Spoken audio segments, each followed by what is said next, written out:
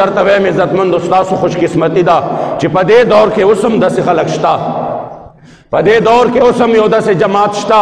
چې هغوی ته آفرونه وشو. او زه چې دا خبره کومه نو دا خبرې بیا زما وایرل کېږي او دا د ذمهدارۍ ځای دی. او زه د خپلې یوې خبرې چې کوم دی بیا ذمهدار یم او چې چا مونږ سره خبرې کړي دي هغوی له بیا جواب هم ورکولی شم چې مونږ باندې هم دا کوششونه وشو، زمونږ دا غوښتو کوششونه مو شو چې لبیک والا هم خرڅ شي. مونږ سره هم چې د دې سینټ نه 2-3 ورځې مخکې مسلسل رابطې وې د هرې پارټۍ د طرف نه وې، یو داسې پارټي هم نشته چې د هغوی د طرفه نه وې. دا کوم خلک چې وایي چې فلاني خرڅ شو دا نه خرڅېږي، هغوی هم د پیسو آفرونه کول، د حکومت د طرف هم د پیسو آفرونه وو، د نورو پارټو د طرف نه مو چې ستاسو چې دا کوم درېیم پیغام دي نو د دې دا وټ مونږ له راکې په جنرل کې مونږ له راکې او دا تاسو چې کوم امیدوار د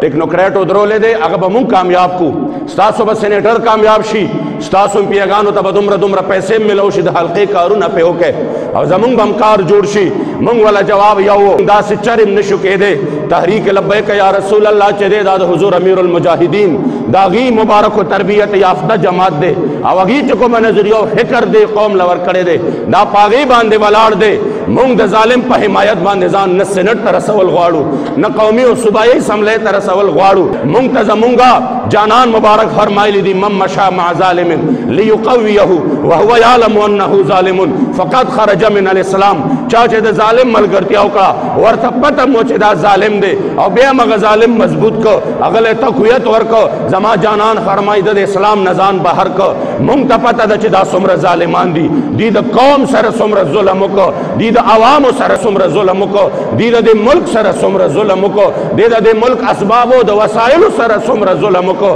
کیدی نشي داسې چې مونږ د دوی د ظلم حصه جوړ شو چې کله زمونږ سره هغه مذاکرات د تیر کېدل د 11 فروری والا په هغې کې حکومتي وفد مونږ ته بیا یو سپیشل یو وزیر د خپل وزیر اعظم د طرف نه راغلی ځان سره د پیسو پنډونه راوړي، ځان سره داسې قیمتي او ناشنا افرونه راوړي چې ډېر خلکو به هلته کې خپې ښویېدلې وې، خو چې کله ټولو افرونو کې ناکام شو ټیکټونه واخلې مونږ وې مونږ سره د وعدې خبرې کوه، پیسې واخلې مونږ وې د وعدې خبرې کوه، را روان وخت کې مراعات واخلې مونږ وې مونږ سره زمونږ د وعدې خبره کوه. د فرانس سفیر به کله وباسې چې کله بیا راغې مزار ته راغې او هلته کې باباجي صاحب ته دعا وکړه او واپس کله وته نو زمونږ مشر سره ملو شو حضرت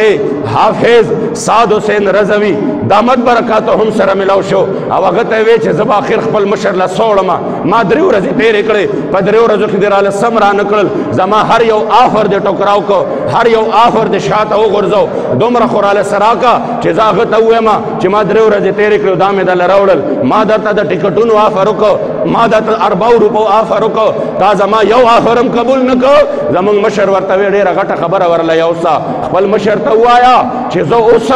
اوسم چې ستا په رعایه کې ته خوشحاله شه، ستا په رعایه کې اوس هم داسې خلک شته، اوس هم داسې د محمد عربي غلامان شته چې نه خرڅېږي نه چکاویږي نه یریږي د دنیا هر نعمت ورته مخې ته کېده خو د هغوی په وړاندې صرف اور صرف رضا د مکینې ګنبد خضرا مبارک ده.